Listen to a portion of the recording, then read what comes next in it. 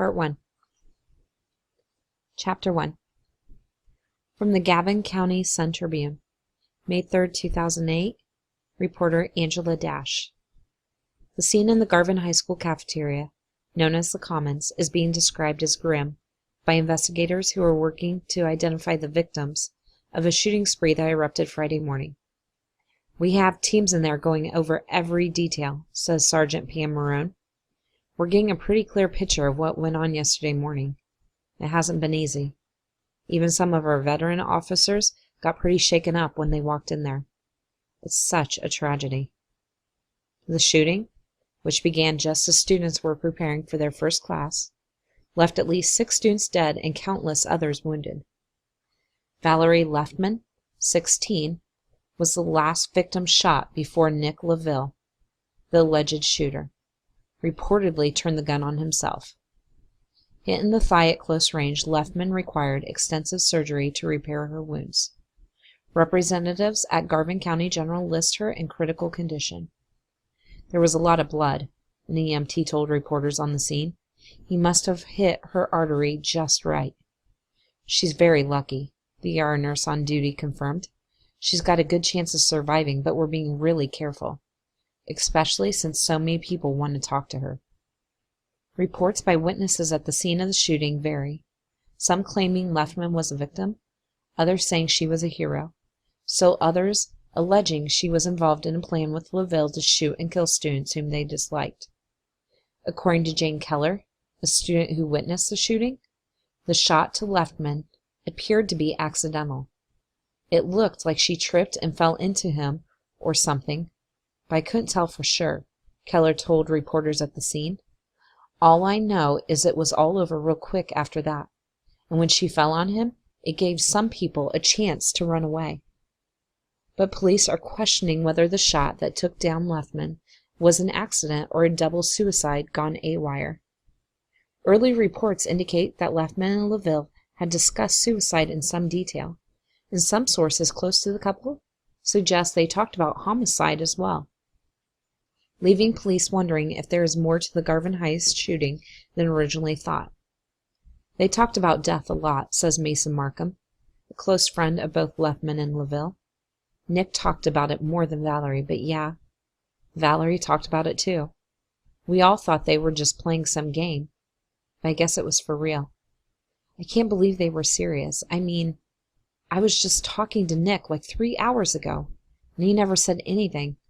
Not about this."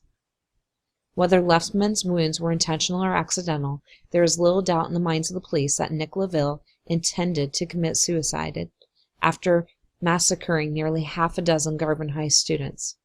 Witnesses at the scene tell us that after he shot Leftman, he pointed the gun to his own head and pulled the trigger, says Marone.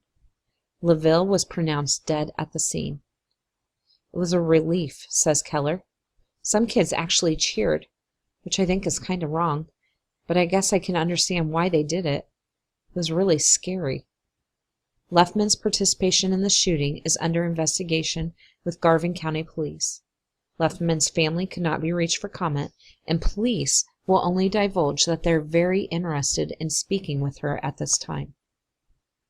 "After I ignored the 3rd snooze alarm, my mom started pounding on my door, trying to get me out of bed, just like any other morning.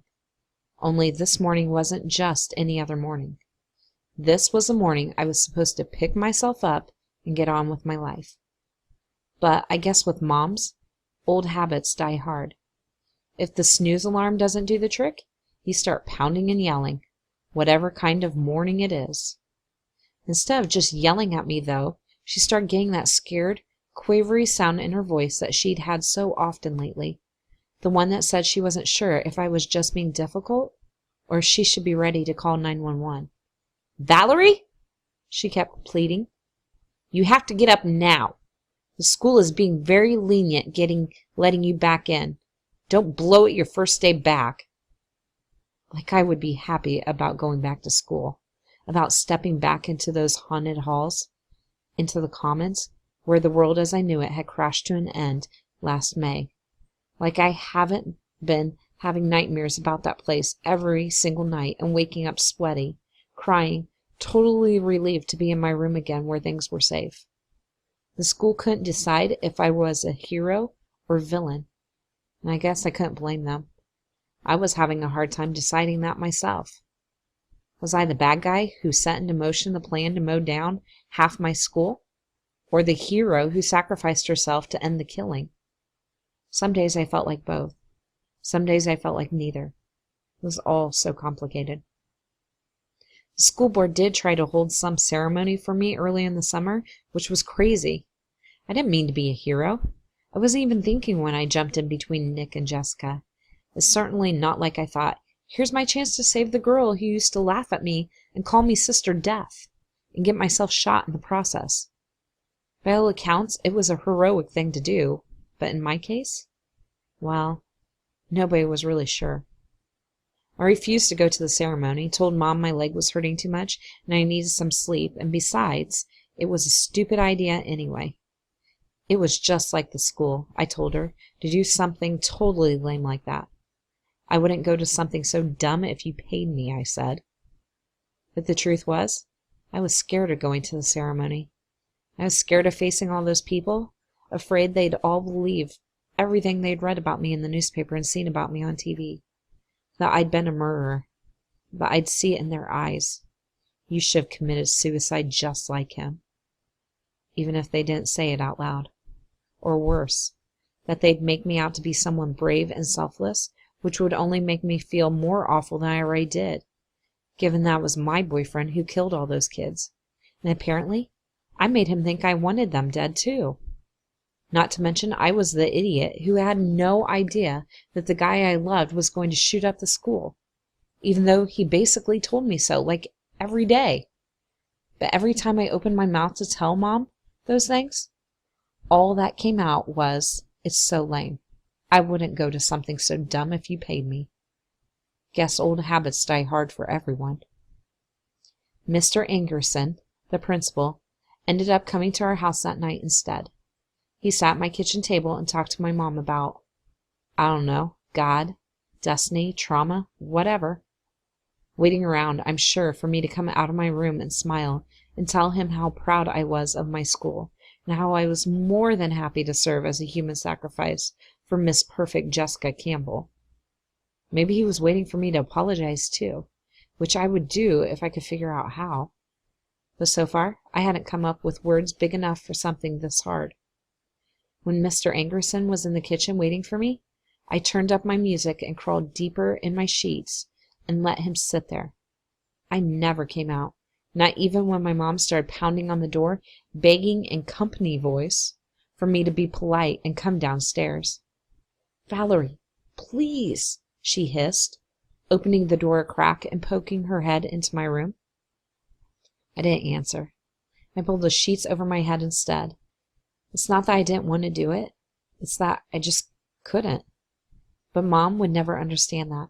The way she saw it, the more people who forgave me, the less I had to feel guilty about.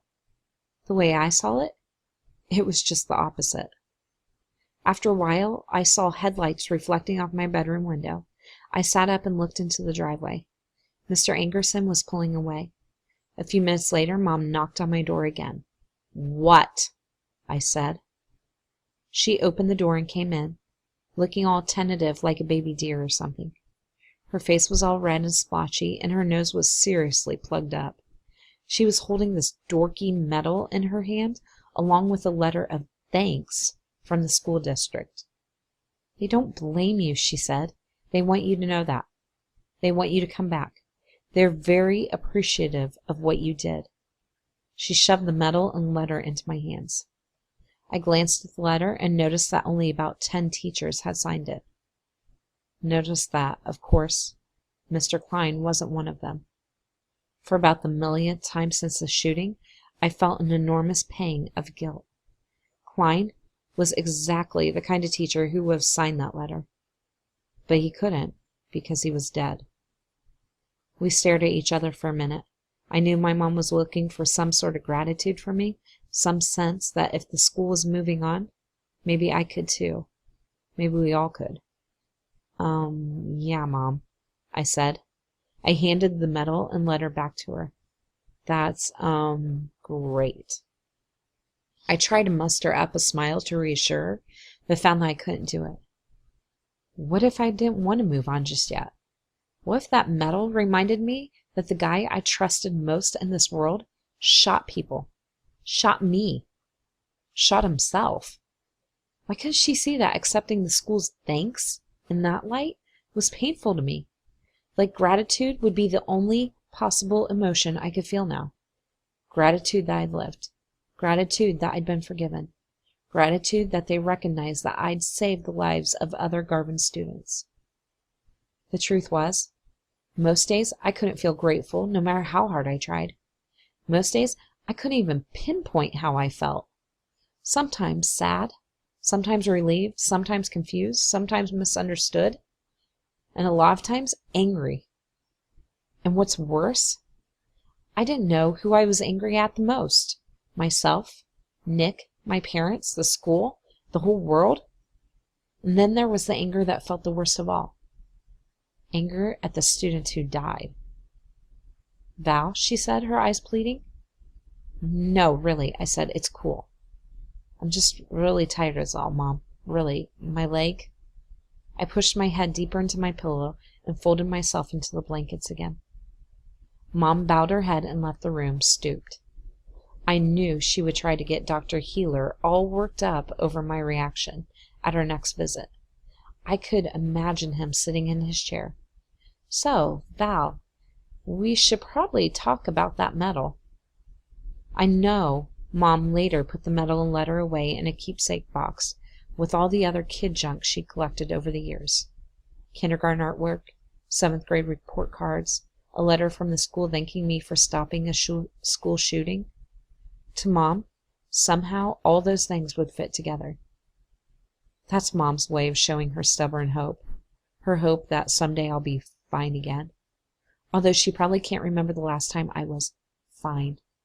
Come to think of it, neither can I. Was it before the shooting? Before Jeremy walked into Nick's life? Before Dad and Mom started hating each other and I started searching for someone? Something to take away from me from the unhappiness? Way back when I had braces and wore pastel-colored sweaters and listened to Top 40 and thought life would be easy? The snooze alarm sounded again and I pawed at it, accidentally knocking the clock to the floor. "Valerie, come on!" she yelled. I imagined she had the cordless in her hand by now, her finger posed over the 9. "School starts in an hour. Wake up!" I curled up around my pillow and stared at the horses printed on my wallpaper. Ever since I was a little kid, every time I got into trouble, I'd lie on my bed and stare at those horses and imagine myself hopping on one of them and riding away. Just riding, riding, riding. My hair swimming out behind me and my horse never getting tired or hungry. Never finding another soul on earth. Just open possibility ahead of me into eternity. Now the horses just looked like crappy kids' wallpaper art. They didn't take me anywhere. They couldn't. Now I knew they never could, which I thought was so sad. Like my whole life was all a big dumb dream. I heard clicking against the doorknob and groaned. Of course, the key. At some point, Dr. Healer, usually totally on my side, gave my mom permission to use a key and come into my room whenever she pleased.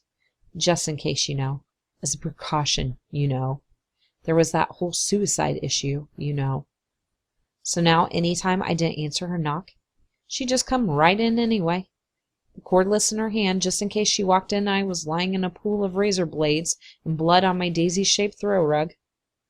I watched as the doorknob turned. Nothing I could do about it but watch from my pillow. She crept in. I was right. The cordless was in her hand. "Good. You're awake," she said. She smiled and bustled over to the window. She reached up and pulled the Venetian blinds open. I squinted against the early morning sunlight. "You're in a suit," I said, shading my eyes with my forearm. She reached down with her free arm and smoothed the camel-colored skirt around her thighs. It was tentative, like it was the first time she'd ever dressed up before. For a minute, she looked as insecure as I was, which made me feel sad for her.